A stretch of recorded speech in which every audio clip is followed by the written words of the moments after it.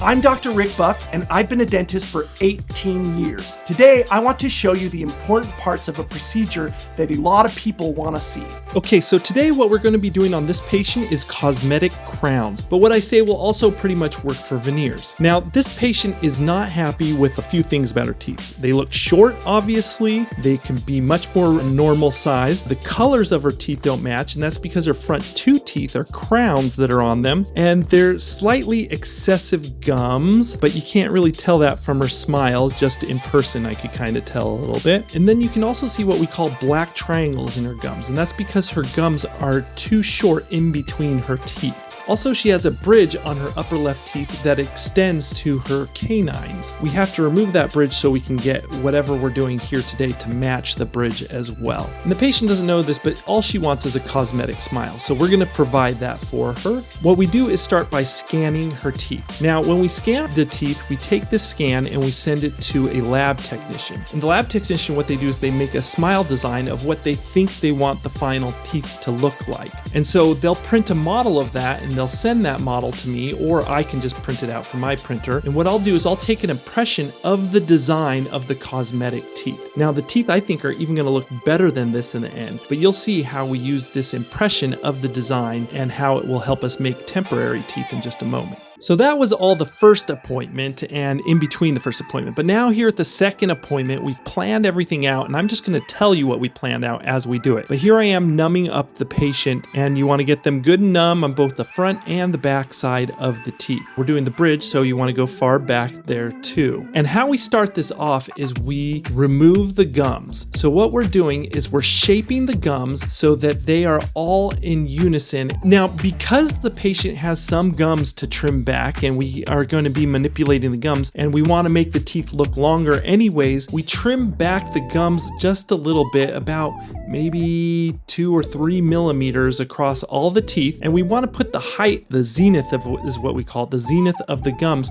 We want to put them more or less of these front 6 teeth all in a straight line. Maybe the laterals can be a little bit shy of that straight line, but when you're trimming the gums, you want them all to be in that straight line.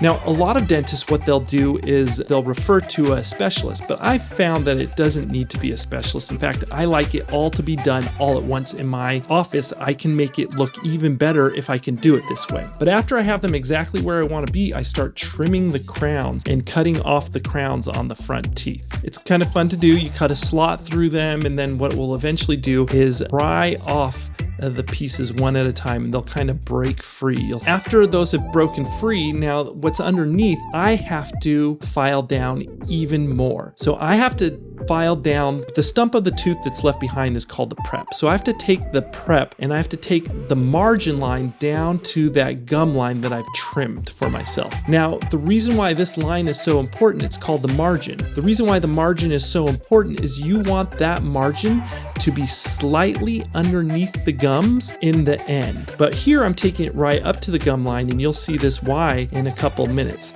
I'm taking it right up to the gum line, and the reason why you want the margin to be there and you don't want it to be shy of that line is because where the tooth and the crown meet will be very visible, and it will make the crowns very noticeable if you leave them not hidden or at that gum line. But once again, I will show you why I'm not tucking it under the gum line, because it eventually will be tucked under the gum line. So once I've refined those 2 front teeth, I move on to the other teeth. Now I go to the laterals and I file them down 1.5 millimeters more or less in every direction, all the way around the circumference of the teeth, the margin of the stump or the prep down to the gum line, and then also clearance of about 1.5 millimeters and 2 millimeters between the bottom teeth when the patient is biting down. Also, one of the specifications that I'm trying to do is I'm trying to get the teeth to converge at about a 5 to 10 degree angle all the way around the circumference of the tooth. That way a crown will slide onto this tooth, and if you do it more than that, the crown is likely to pop off in the future. But if you do it 5 to 10 degrees, you'll be able to slide the crown on, and it will have good retention in addition to the retention of the cement that you'll get when you cement them into place. And so now here I am cutting off that bridge as well. I'm just like the front teeth, and I'm cutting a slot into the front side and the back side of that bridge, Eventually I'm going to chip off the pieces and then grab some forceps and try and wiggle it free. And it normally wiggles free like it does here, but it can take a while, so that's why we're kind of fast forwarding through this. So after I've done that, I just kind of go through and I just refine everything. Now, if I can get the walls of each of these stumps or the prep to converge at 5 to 10 millimeters within each tooth and within each of the other teeth, so when I look down at them, I can see all the way around these teeth, then I know I can make the temporary crowns. I can join them all together and fit them as one bridge on top of these teeth. And the reason why you want to do that is because temporary crowns don't stay on that well. But if you can splint them all together, then they stay on really well.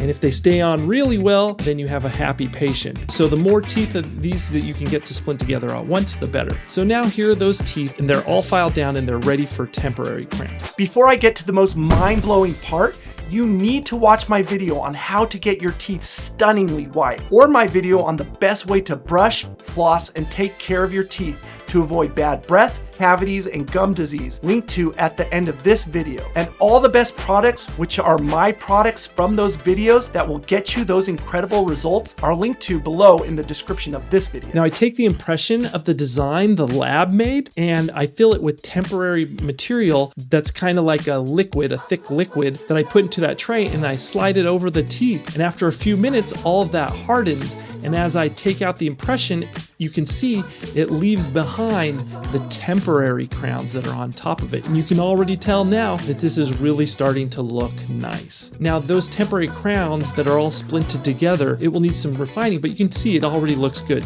So here I am removing some of the material from the crowns that are all splinted together, and I'm just shaping it nicely outside of the mouth. And now I put it back into the mouth. I need to refine it so those margins are very smooth with the tooth. You need the transition between these to be very good, because that's going to determine how the gums are going to heal. And you want the gums to heal as nicely as possible, because the way those gums heal around these temporary crowns, you want that to be the way the gums will be when you get the final crowns. And so you need that transition between the tooth and these temporary crowns to be very smooth for when the gums heal. And you'll see the healing of the gums here in just a little bit. Now, when I cement them into place, I use two different cements. For the front side of the teeth, I use a clear cement, and for the back side of the teeth, I use a more opaque cement. And the reason why I do this is because that clear cement actually hurts if it's around the gums sometimes. So now it's important to know that while these gums look nice and I've trimmed everything back, if I just left it this way, in a few months, the gums would heal right over this and it won't look as nice, and it won't have that long, beautiful, normal appearance with the correct dimensions of the teeth. It will want to go back to the more of the squatty kind of look that it had previously. So that's just if I left things the way they are right now. So what I have to do to get it to stay this way, or at least close to this way, is I have to cut the gums, make an incision, and flap the gums back. And what I'm doing now is I'm exposing the bone underneath the teeth that holds the teeth into place. And as I expose the bone there, I am making a note of the distance between the margin of the tooth and the height of those bones. And I need the distance between the bone and the margin of the crown to be 3 millimeters long. If it's 3 millimeters long, those gums are going to grow back into the correct place. It's also important to note, when I cut the gums back, I did not cut the frenum because I wanted everything to be the same as it was right now, except the height of those gums. Now that I've got the margin where I want it and I've got the bone where I want it, I suture all the gums back into place, and I do that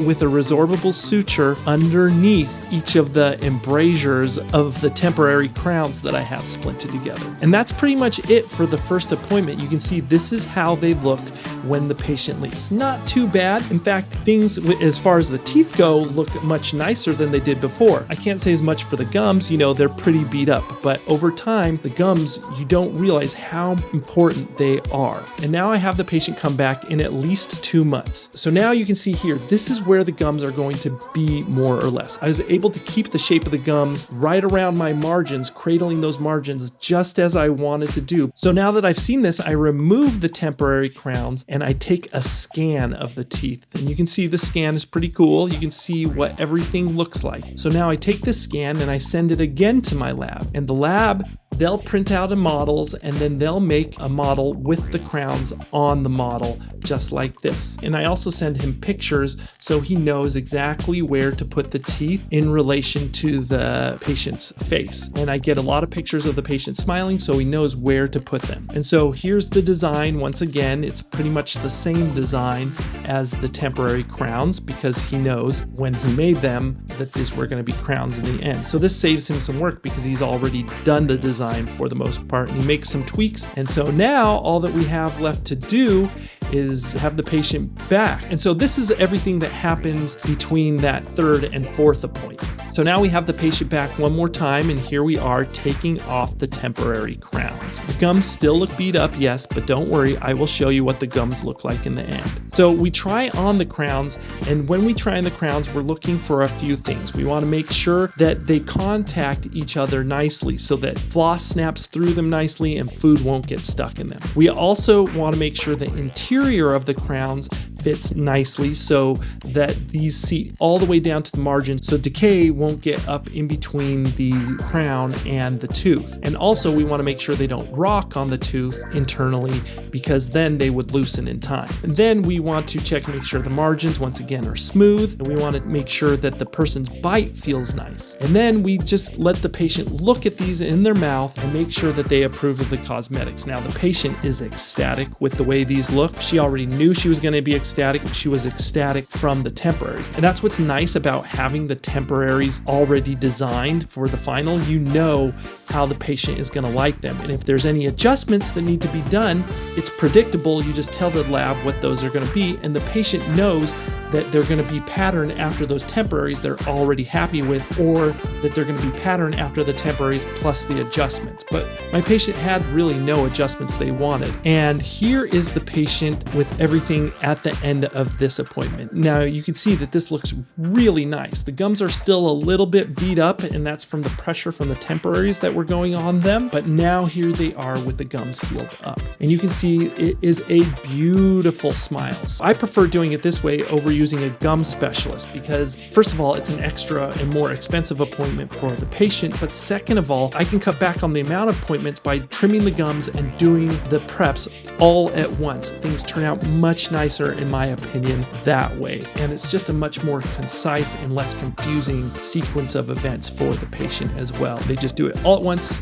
all at one time, much more predictable. I love it this way. You can see it turns out beautiful. This can be done once again with veneers, just the specifications of filing the teeth is a little bit different, if at all. And I hope you guys like it. If you want fresh breath, really white teeth free from cavities and gum disease, watch my videos linked to now or click on the links below for my best products. If you want to schedule a virtual consultation because you're interested in composite veneers, schedule it from one of those links below. If in Southern California and want a dentist, my office is also linked to below. I do implants, all-on-4 dentures, cosmetics, and everything else.